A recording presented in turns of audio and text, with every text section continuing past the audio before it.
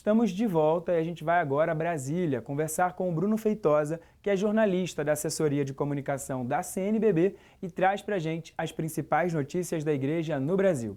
É com você, Bruno. Olá, Vinícius Arouca. Começa agora a edição especial do Boletim Igreja no Brasil com as principais notícias desta semana.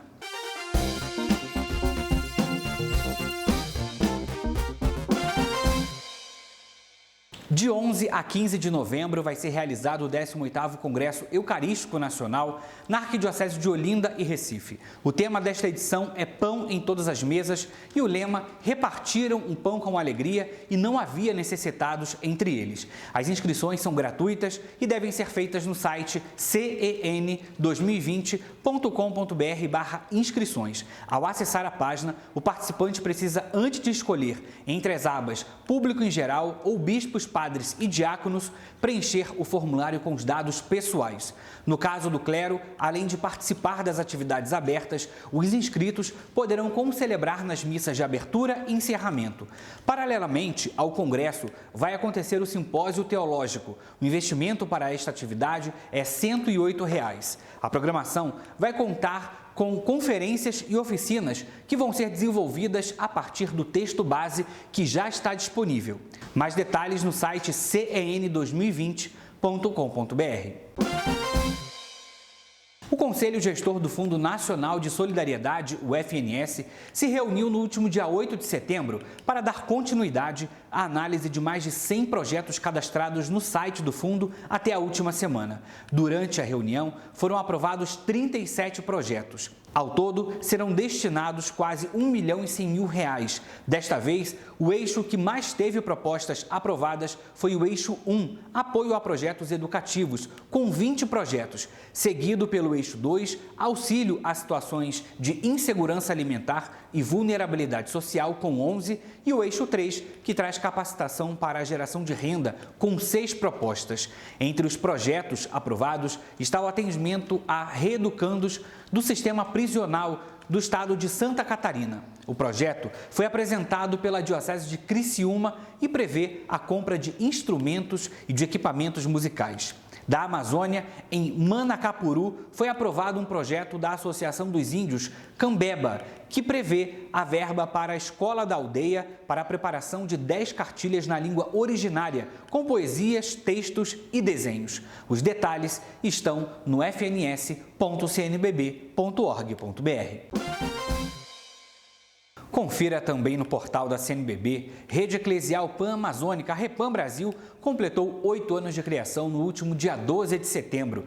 Diocese de Santa Cruz, Regional Sul 3 da CNBB, realizou a 21ª Romaria da Santa Cruz e inaugurou novo altar monumento.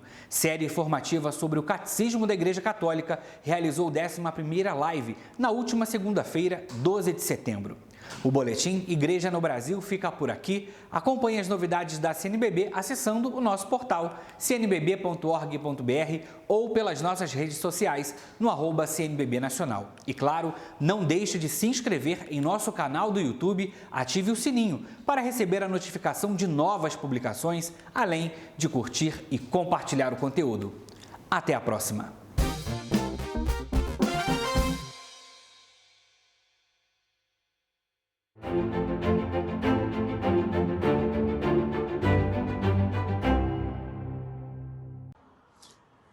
Olá, eu sou José Geraldo Virgínio, coordenador arquidiocesano dos Círculos Bíblicos na Arquidiocese de São Sebastião, do Rio de Janeiro. Eu vim aqui dar um testemunho de como a leitura da Bíblia muda a vida das pessoas. Nos nossos trabalhos diários, quer seja ele em grupo, quer seja ele com uma ou duas pessoas, nas casas das pessoas, nas paróquias, nas capelas, ou mesmo na própria casa nossa, com nossas portas abertas, recebendo pessoas conhecidas ou não, e exercitando a leitura diária da Sagrada Escritura, ocorre mudança na vida das pessoas. de uma forma lenta, de uma forma gradual ou de uma forma até mais rápida. As pessoas conseguem, sim, mudar o seu comportamento, mudar a sua atitude, mudar o seu novo jeito de ser. É uma nova pessoa, é o que promete as palavras da Sagrada Escritura. Mas é preciso que a gente tenha bastante perseverança e que a gente não desista. A mudança acontece sim e devemos exercitar diariamente essa leitura e veremos e seremos uma nova pessoa com novas atitudes, com nova vida. Amém.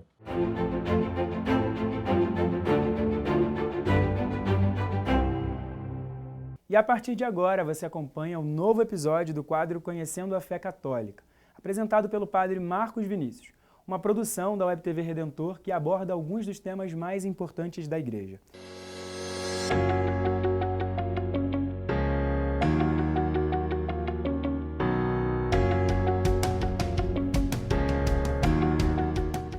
Olá, meus queridos irmãos e amigos do programa Conhecendo a Fé Católica. Neste mês de setembro, nós festejamos a memória litúrgica de São Mateus, apóstolo e evangelista. Primeiro evangelho que abre logo o Novo Testamento. Não é o evangelho que primeiro foi redigido, porque já os exegetas, os grandes estudiosos da Sagrada Escritura, comprovam que o primeiro evangelho escrito foi o de São Marcos. Porém, São Mateus abre o Novo Testamento com um evangelho de uma beleza sem igual. Primeiro falemos um pouco da vida daquele publicano, daquele cobrador de impostos, cujo olhar de Nosso Senhor Jesus Cristo lhe penetrou a alma e imediatamente fez com que ele largasse sua coletoria de impostos e seguisse o Senhor. Nós encontramos nos Santos Evangelhos a narrativa da conversão de Mateus, o chamado do seguimento de Levi, que então passa a ser chamado de Mateus, que a todos nos toca, especialmente ao Santo Padre Francisco, que retira o seu lema papal justamente da conversão e do chamado de São Mateus, Jesus que olhou com misericórdia para aquele homem que era considerado um pecador, que era considerado então alguém que lesava tanto o império como o povo judeu, e Nosso Senhor com misericórdia não somente o chama, mas conhecia todo o poder da vontade de Deus para a vida daquele homem que então escreverá. Aí temos uma possibilidade entre os anos 60 e 70 depois de Cristo, o seu Evangelho. O Evangelho de São Mateus nos chama a atenção para algumas temáticas que gostaria de ressaltar aos senhores. Por exemplo, a temática do Reino de Deus. A temática do Reino de Deus, tão presente, mostra que esse chamado a inserirmos a nossa vida no reinado de Deus é o chamado a viver com o próprio Deus. O que era o Reino de Deus? Pregado por Jesus Cristo, esse chamado à conversão e ao Reino de Deus. Era a vivência da própria experiência com o amor de Deus, com o coração do próprio Deus, ali encarnado, a segunda pessoa da Santíssima Trindade em Nosso Senhor Jesus Cristo.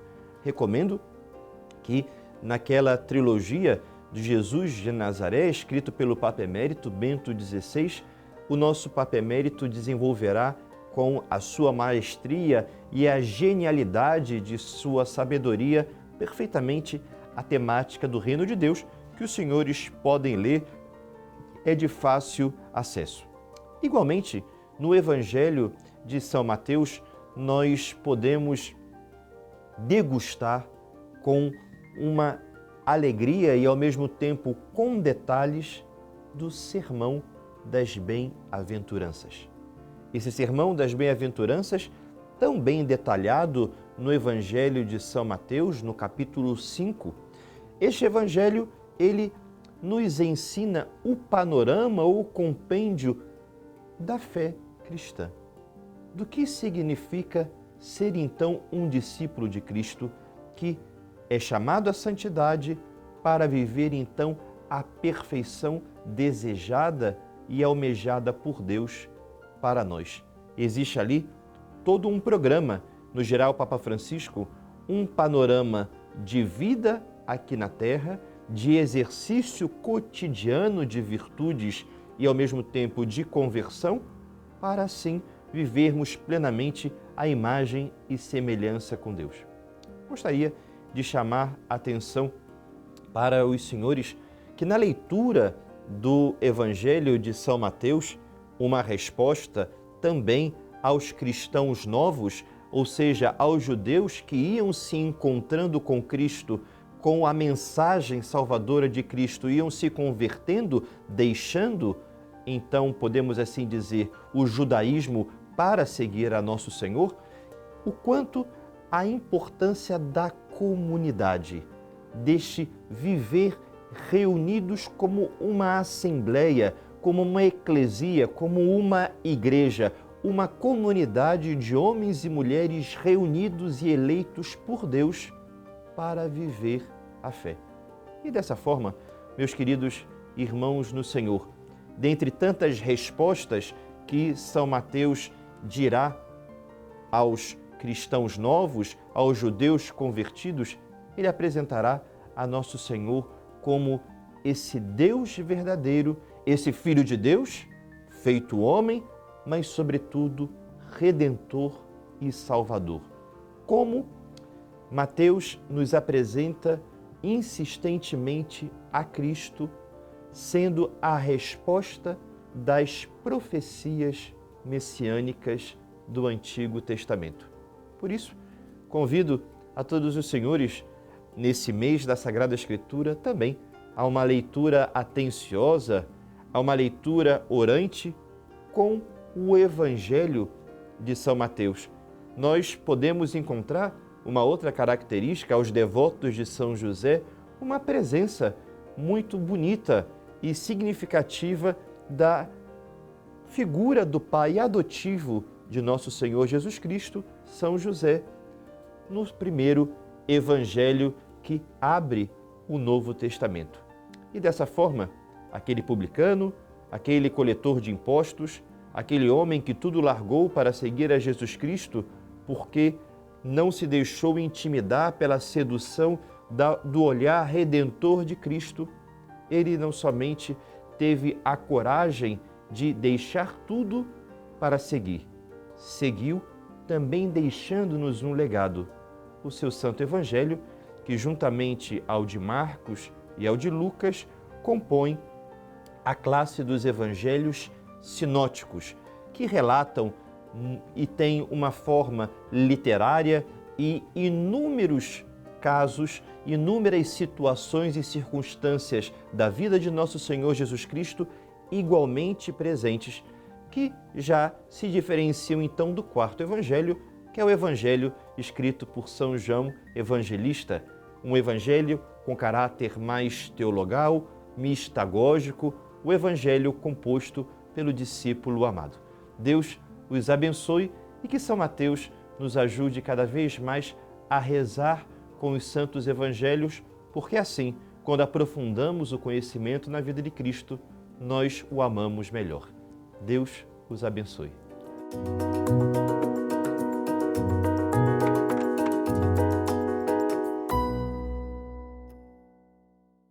E você pode sugerir também qual tema gostaria que fosse abordado aqui no quadro Conhecendo a Fé Católica. Para isso, basta acessar o Instagram da Web TV Redentor, o canal oficial da Arquidiocese do Rio de Janeiro, que aparece agora na sua tela. Encaminhar a sua sugestão pelo direct.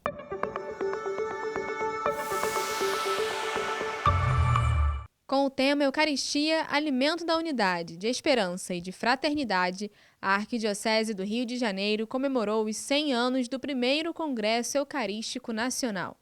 As celebrações começaram na sexta, dia 2, com uma exposição especial no Museu Arquidiocesano da Catedral Metropolitana, com jornais e objetos da época. No sábado, uma missa de abertura do centenário foi celebrada na Catedral, junto com a investidura de novos ministros da Eucaristia e uma procissão. Na ocasião, o cardeal Orani Tempesta ressaltou a importância e a beleza da Eucaristia. Por isso eu queria que nesse aspecto, diante de todos nós que sabemos, muitas coisas se colocam em relação à Eucaristia. O Papa Francisco, no seu documento sobre a Eucaristia para o povo todo, Desiderio Desideravi, ele fala da importância de nós vibrarmos, cada vez mais aprofundarmos, estudarmos a relação à Eucaristia e a celebrarmos com todo entusiasmo, devoção e responsabilidade. O domingo foi reservado ao dia eucarístico em todas as paróquias, com procissão e exposição do Santíssimo Sacramento. Assim como Dom Sebastião Leme convocava toda a população a honrar a Eucaristia há 100 anos, as comemorações do centenário também quiseram reunir todos os cariocas ao redor do altar. Uma jornada teológica eucarística também foi realizada na PUC-Rio, com o tema Pão em Todas as Mesas, promovida pelo Departamento de Teologia. Diferentes mesas de debate foram realizadas sobre a centralidade da Eucaristia na Igreja, o anúncio do Evangelho e o encontro com Cristo. As comemorações do centenário do primeiro Congresso Eucarístico se encerraram no dia 7 de setembro, no Santuário Cristo Redentor.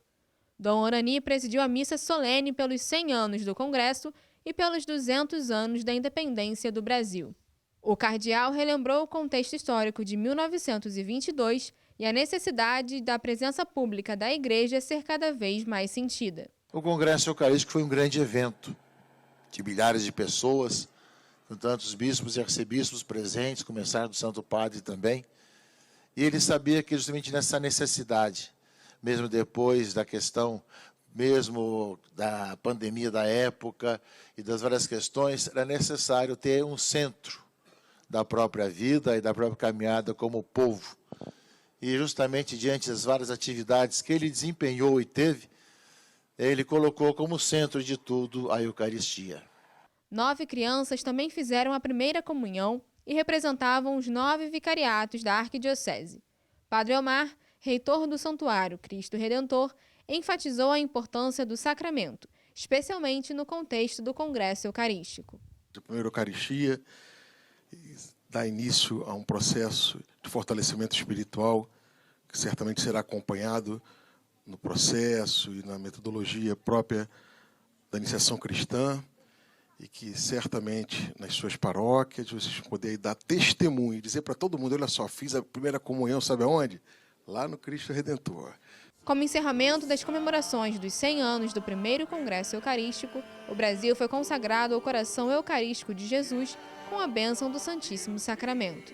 Jesus, seja adorado, seja adorado.